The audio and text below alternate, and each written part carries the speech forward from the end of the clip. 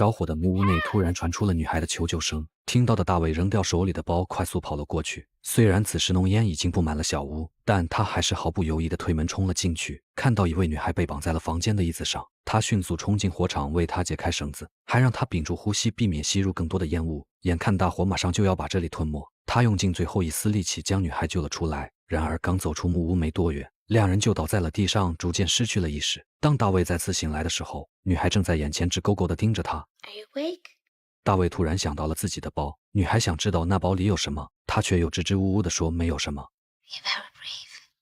听到女孩的夸赞，大卫笑了，这是他这么久以来第一次学会微笑。就在这时，女孩的母亲走了过来，她温柔地亲吻大卫的额头，表达了对拯救女儿的感谢，还承诺愿意用自己的一切来报答。女孩的父母想帮忙联系大卫的家人，却发现附近的人都没听说过他，而大卫也不愿透露任何家人相关的信息。这个12岁男孩的身份变得越发的神秘，夫妻俩也开始变得十分警惕，他们一遍又一遍地问他是不是在说谎。男人那习惯性的手势和不断靠近的样子，不禁让大卫想起了曾经那些可怕的回忆。几天前，大卫还在1000多公里外的保加利亚改造营，他从小就生存在这里，每天重复做着劳累的苦力活，在他身上几乎没有一件好事发生，这让他小小的脸上写满了沧桑，也让他忘记了怎样微笑，甚至一度想要结束自己的生命。但每当大卫遇到各种困难时，都会有位名叫约翰的教授陪着他。他告诉大卫，只有活着才能改变自己的命运，因此大卫有了逃离这里的想法。这天晚上，面色凝重的他静静聆听着一个男人的话：今天晚上是你逃跑的唯一机会，你要根据我的指示逃出营区，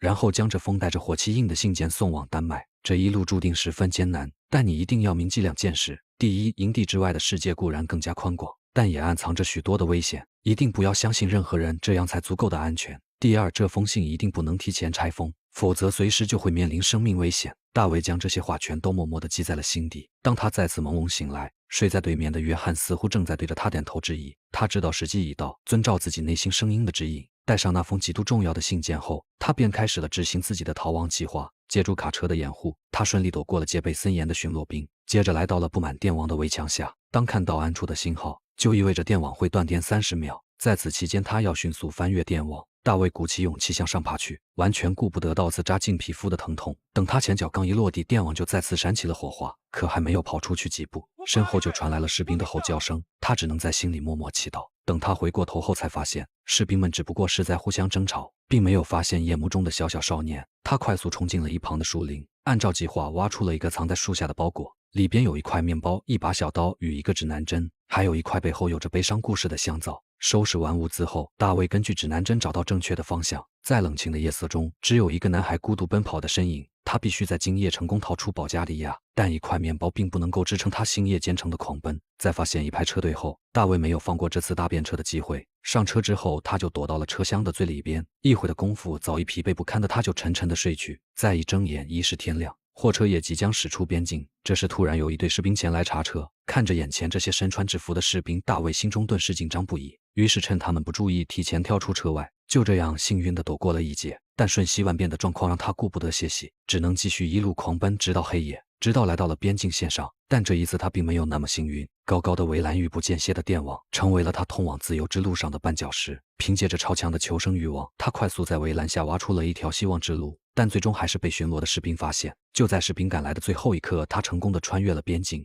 然而等他回头，却发现那封信却掉落在了坑中。千钧一发之际，他回头拿到了那封信。这时他与士兵只隔着一层薄薄的铁网，好在他们不敢对别的国家境内开枪。伴随着不远处信号弹闪过的微光，大卫终于到达了第一站希腊。接下来就是想办法渡海前往意大利。他来到附近的港口，趁人不注意，顺着粗壮的缆绳爬上了前往意大利的轮船，接着快速躲进了一个适合隐藏的货舱内。紧绷的神经让他难以入睡，手上那封神秘的信件就是他唯一的希望。等他好不容易进入梦乡，梦境中出现的神秘女人正对着他微笑，或许是自己记忆中的母亲。可每次他睁开眼睛时，只有约翰的身影出现在面前，陪伴着他度过了一个又一个磨难。大卫哭着对约翰说：“我办不到，我一定会被发现。”然而约翰只是笑着回应道：“只要你善于隐藏在人群之中，那么就一定可以做到。世界上有充满善意的地方，你总会与之相逢。现在这是一场属于你自己的征途，终点便是善良和自由。”可约翰终究不过是大卫的一场梦。次日早晨，他就被一名喋喋不休的船员吵醒。好在他在改造营中接触过多种语言，这才让他轻松地听懂了那个船员的话。他说海船不能私藏偷渡者，转身就准备去向上级举报。情急之下，大卫拿出了身上的小刀，精美的苏制小刀让船员非常的满意。虽然没有忽悠到大卫手里的罗盘，但他还是答应了帮助大卫隐藏。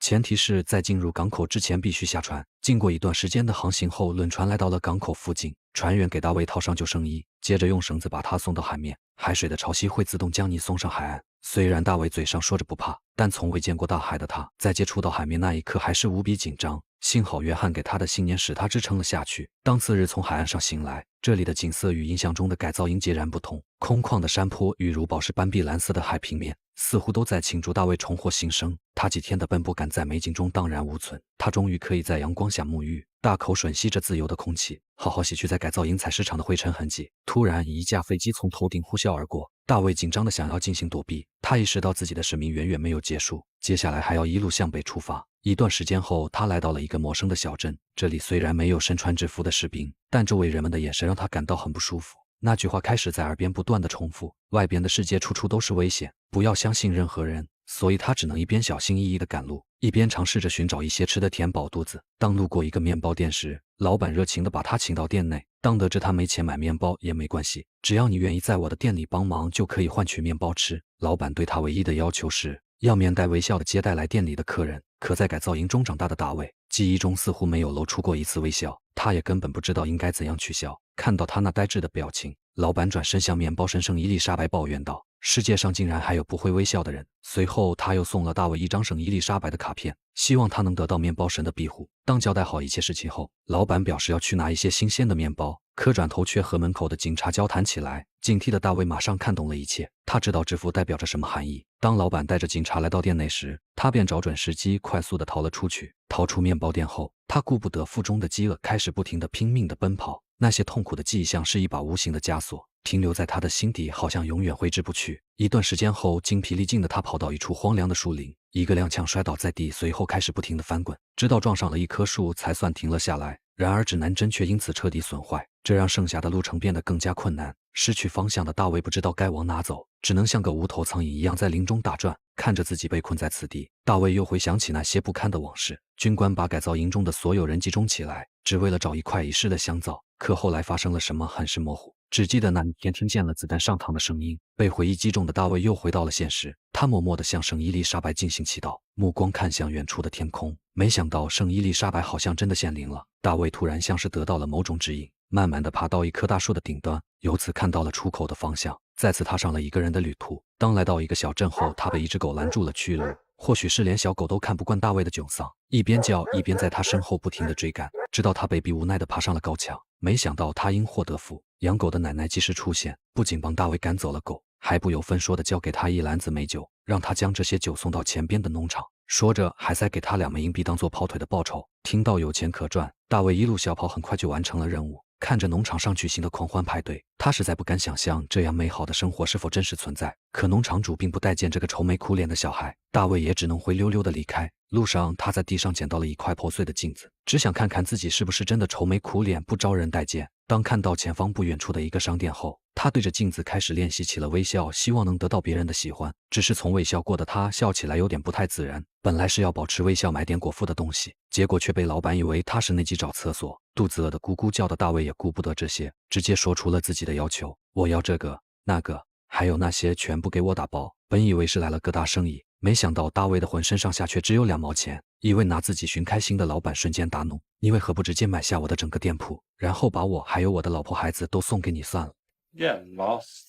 大卫只能落寞地离开。橱窗内那黄白相间的书籍似乎见证了他的每次百折不挠。街上幸福的母子总能让他想起自己的母亲，如果他也有家人的话，应该就不会在大街上挨饿了吧。一直以来，不论是刮风还是下雨，他向来都是独自承受。那些痛苦的回忆也在雨水的冲刷下逐渐变得鲜明。母亲直到消失前还在呼唤着他的名字。约翰说的对，只有活着才能改变事情。他必须把身上的信送到丹麦，才能解开身世之谜。随后他只能继续奔赴在路上。刚走出小镇没多远，遇到了一对正在争吵的夫妻。他们的车子因为没油只能停在半路，然而2人谁都不愿意跑腿去附近的加油站加油。好心的大卫再次当上了跑腿工，他带着油壶来到加油站，接着在加油工的小电驴的带领下成功返航。路上的大卫在加油工身后张开了双臂，像是一只准备翱翔的雏鹰。在这一刻，他的内心开始动摇。或许外边的世界还是有很多信任和美好等着自己。成功将油壶交给夫妻后，大卫也获得了一笔不错的报酬。这次不仅可以饱餐一顿，还买了满满一大袋子的食物。吃饱后的大卫重新上路，穿过一段阳光斑驳的林间小路后，累坏的他趴在地上就睡着了。没多久，被一只可爱的小灰兔叫醒。在小灰兔的带领下，他又再次确认了要走的方向。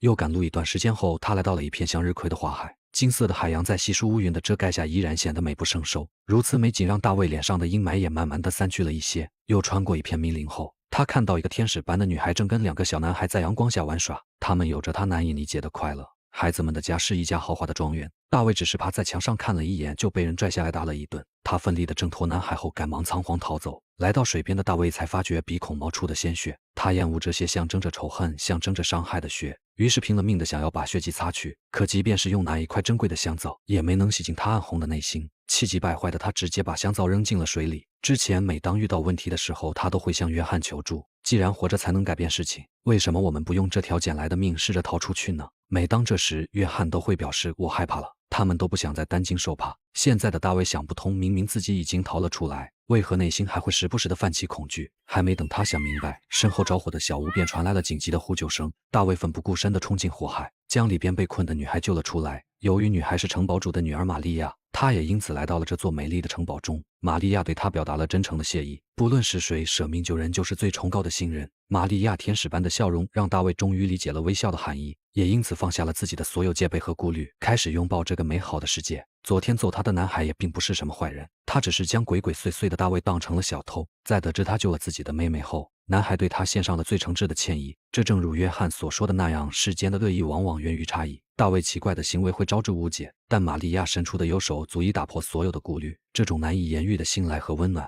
正是在暴力和封闭的环境中长大的大卫最为渴望的东西，也让他渐渐地明白自己要学着融入这样的环境。但此刻的他依然不太相信，世间真的有这样的美好的东西存在吗？他告诉玛利亚，自己曾经见过很多恐怖的人和事，这让玛利亚觉得他好像对世间美好的东西一无所知，或许是想让他了解一个更加完整的世界。玛利亚带他来到了父亲的书房，满屋子的书籍和画作瞬间吸引了大卫的注意。最让他感兴趣的还是房间中的一个地球仪，他想知道丹麦在哪里，没想到从这里一路北上还要经过瑞士和德国。就在这时，玛利亚的父母来到了这里，他们很想知道勇敢的大卫的家在哪里，可习惯于掺杂着手势问话的男主人却把大卫吓坏了。他也知道他们并没有恶意，只是他不知道要经过多少次的沐浴才能洗去在劳改营内那些痛苦的回忆。看着眼前的香皂，大卫终于想起了那场悲剧的起因，是他偷偷拿走了军官办公室的一块香皂。他只是想让营中的同伴们洗个干净的澡，没想到却引起了一场血雨腥风。对于在劳改营偷东西，军官打算杀一儆百。大卫紧紧地握着香皂，不断地颤抖。约翰发现后，直接把他手里的香皂抢了过来。这一切都被一旁的军官看在了眼中，但他没有别的选择，只能开枪解决了约翰。猛烈的枪响声将大卫拉回现实，他明白自己必须尽早到达丹麦，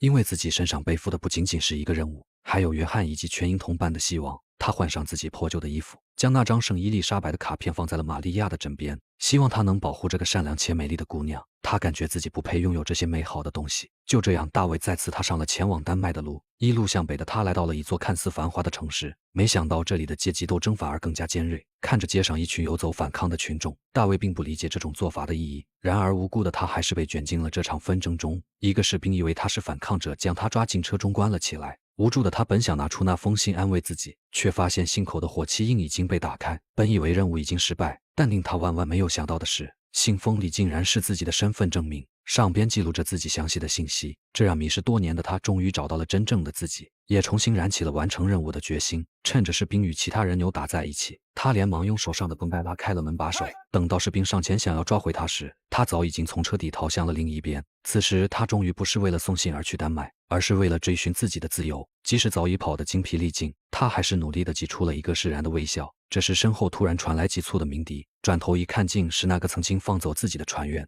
或许这就是时来运转，大卫成功搭上了免费的顺风车，顺利地来到了米兰。告别船员后，大卫继续朝着目的地出发。又经过一段长途跋涉后，他来到了一个风景如画的湖边，在这里遇见了一位正在作画的老奶奶。画家的眼神总是十分犀利，只是一眼，苏菲就读出了大卫脸上不属于这个年纪的悲伤，这不禁勾起了他的创作热情。于是大卫就成了他的模特。苏菲看着面前的大卫，不仅一动不动，还无比沉默，一言不发。于是苏菲好心的提醒他，画画的时候是可以说话的，你要相信我的实力。但大卫只是表示自己不知道说些什么。苏菲对此很是无奈，但她还是尊重了大卫的想法，同时也很想邀请大卫去他家吃顿午饭。但是很遗憾，自家远在边界那边的瑞士。大卫一听，这不是刚刚好吗？去丹麦的下一站就是瑞士，于是就坐上了苏菲的便车。路上，苏菲问：“你的父母会担心你独自外出吗？”看大卫不愿回答，他也没有继续追问。很快，两人来到了边境的关口，看到身穿制服的卫兵正在检查证件，大卫瞬间紧张了起来，表示自己没有证件，想要下车。苏菲看出了大卫的窘迫，安慰地说：“这里的检查并不严格。”等到卫兵前来要检查大卫的证件时，苏菲则称大卫是自己的孙子，只是出门匆忙忘记带证件了。大卫也配合着挤出了僵硬的微笑。面对卫兵的坚持，苏菲用开玩笑的语气跟他说：“你就通融一下吧，他就是前来此地推翻政府就会离开。”卫兵听到后不禁大笑：“那等你掌权之后，记得给我们涨工资哈。”一个温暖的玩笑就轻松化解了一场危机。随后，大卫跟着苏菲来到了他的家中，看着屋内的画作，大卫仿佛经历了一场灵魂的洗礼。苏菲将新画的大卫挂在墙上，看着画作上自己黯淡无光的眼神，大卫不禁怀疑：难道他人眼中的自己是这般模样吗？苏菲只是轻声地告诉他，画作需要从不同的角度欣赏。比如，当我看到你的画像时，第一印象就是一个善良但又严肃的孩子，尤其是那一双深邃的眼睛，似乎蕴含着无尽的悲伤。我也只能看出这么多，因为你把真实的自己隐藏得太深了。其实大卫和普通孩子一样，如果不曾经历那些苦痛，或许也会向往未知的美好。苏菲准备了一大桌子的饭菜，还大方地展示着她胸前的吊坠，吊坠里的照片是她的儿子。曾经的一场瘟疫肆虐了整个欧洲，也带走了他年幼的儿子。从那之后，就只有这只猫时刻陪伴在他身边。大卫还从未见过真实的猫，他不禁感叹猫身体的柔软和那神奇的呼噜声，随后将整个头埋在猫的身上，试图感受着世间的神奇与可爱。奶奶看着眼前善良的男孩，不禁想起了自己的儿子，她想要知道大卫的家庭信息。大卫放下了手里的猫，看着墙上自己的画像，他不经意间说出自己没有家，而后又赶忙改口说自己的家在马戏团。苏菲没有继续追问，只是温柔地说：“如果没有地方可去的话，你今晚可以住这里。”可此时的大卫可也不敢停留，但苏菲却表示：“我真的希望可以帮到你。”听到这，他只是恳求奶奶千万不要把自己送回去。听到这些，苏菲并没有感到诧异，而是用带着浓厚善意的眼神告诉大卫：“你不必告诉我任何你的秘密，我保证你在这里很安全，不会有任何人能带走你。”在苏菲奶奶的温暖心灵下，大卫这才意识到自己真的逃离了那个危险的地方。他终于卸下了自己坚硬的外衣，扑进苏菲的怀中，放声大哭。自从自己逃离营地之后，他是唯一一个不问远游就帮助自己的人。这一晚，大卫睡得格外安稳，他没有在做噩梦，而是梦到自己的母亲亲吻自己。第二天早上，大卫跟着苏菲一起出门，这里的风景秀美无比，空气中夹杂着让人惬意的微风。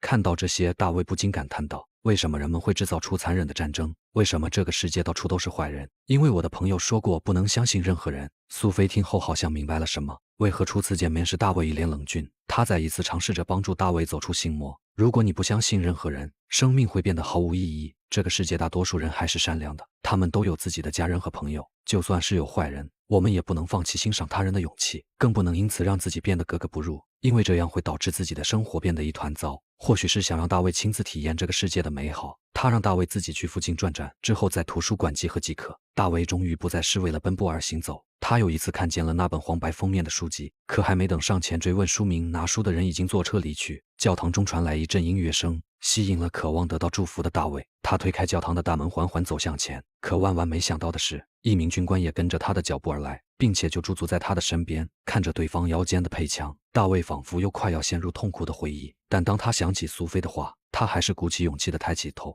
向军官表达了自己的问号。没想到对方原本严肃的脸上顿时出现微笑，他也给予了大卫自己的祝福。这一刻，有关香皂的记忆终于完整。营中的军官看到是大卫拿走的香皂，但他很快就和约翰使了个眼色。最终为了保住大卫，军官只能将枪口对准了约翰。事后军官要被调离这个军营，想到自己无法在暗中照顾大卫，于是他就给大卫制定了详细的逃跑计划，并亲手将装有大卫信息的信封交给了他。只是在恐慌和自责之中，大卫模糊掉了这份悲痛的记忆。在教堂的祈祷歌声中，大卫终于完全地卸下了防备。世间固然存在丑恶，但同时也会有更多的美好。只有愿意放下从前，才能接受更好的自己。大卫如约来到小镇的图书馆，在这里，他又一次见到了那本黄白封面的书。在苏菲的介绍中，他才终于了解到，这本书名叫《旅途与哀愁》，作者是一位保加利亚的女性。她在书中讲述了自己在战后的经历，丈夫与儿子都已经遇害，而当时负责抓捕自己的一名卫兵，正是她小时候的青梅竹马。最终在卫兵的帮助下才得以逃脱，并伪装身份前往丹麦，成为了作家。当看到书籍背后作家的照片后，沉睡在脑海深处的记忆突然觉醒，这正是自己日思夜想出现在梦里的母亲。大卫简直不敢相信眼前的一切，他也终于明白，保护自己的军官正是母亲提起的卫兵。他让自己带着身份信息一路向北，就是为了让自己回到母亲身边。得知真相的苏菲马上带着大卫来到警局，在当地部门的帮助下，大卫终于结束了这段长途跋涉。在机场告别了苏菲之后，大卫坐上了前往丹麦的飞机。他终于不再害怕身边的陌生人。在飞机上，大卫仿佛看到了最后一刻的约翰，正在微笑着点头，向他传递着好好活下去的希望。大卫终于踏上了丹麦的土地，看着身着红裙的母亲一步步来到自己的身边，大卫再也按耐不住心中的思念。I am David. I know. 随后阔别多年的母子二人终于紧紧相拥在了一起。